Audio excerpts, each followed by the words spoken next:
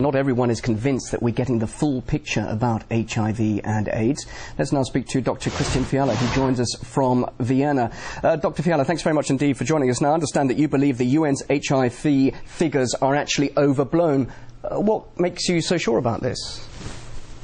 Well, I studied in depth the underlying diagnosis and the processing of these figures, and it is since more than 10 years that I have pointed to the fact that the basis of these figures, especially from Africa, makes no clinical sense. The so-called Bangui definition, which is the AIDS definition in Africa, is useless from a clinical point of view, and I am mainly a clinician.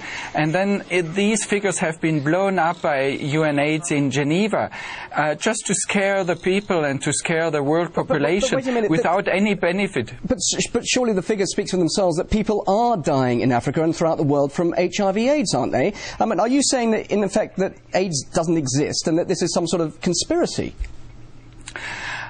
People are dying, and they are mainly dying as a consequence of poverty. If you look at Africa, people are poor. What do you expect people to do when they are poor? Obviously, they die. But mortality in Africa has been stable or even gone down, and the population of Africa has doubled within the last 20 years. So obviously, we don't have an epidemic of a deadly disease in Africa. The biggest problem, cynically, in Africa is population growth. And we are not helping people there to limit their fertility. And the second problem is poverty. Almost half of the population has no access to clean drinking water. So when people call for universal access for drugs, I ask myself, where is the call for universal access to clean drinking water? Where is the responsibility of the world population to provide clean drinking water as a universal right? All right, let me just ask you one question, though, specifically that has come out of an issue that has come out of this conference, and that is that they're making much of a new gel for women to help prevent HIV through sex. Now, you're a gynecologist. You're saying this is a PR stunt. Are you really saying the medical profession, the World Health Organization, your colleagues in the medical profession would be carrying out a PR stunt like this? Well, if you look over the last 20 years, we have seen a number of hot air studies. And this is just another one. And I bet that within 1 year, no one will talk anymore about this study. And if you look at the basis of the study, it is focusing on African sexuality. Now, this has been a white man's preoccupation since centuries. And I ask myself, as a doctor, why are we not as much preoccupied with clean drinking water, sufficient food and clean housing of African people as much as we are preoccupied with sexuality of African people? And just to give you one small detail, about almost 100 participants of this new study, they had been enrolled in another study with another gel, and they had lied.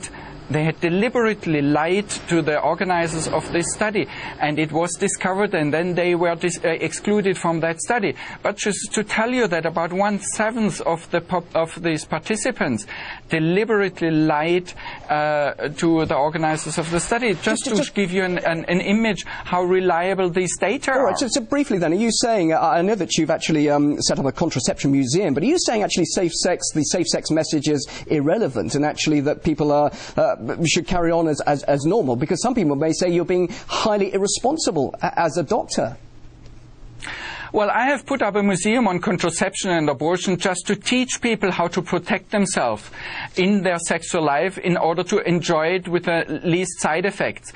And there is a centuries-old tradition in heterosexual activity to protect ourselves in our sexual activity, but from real dangers like unwanted pregnancies, not from fantasy virtual dangers.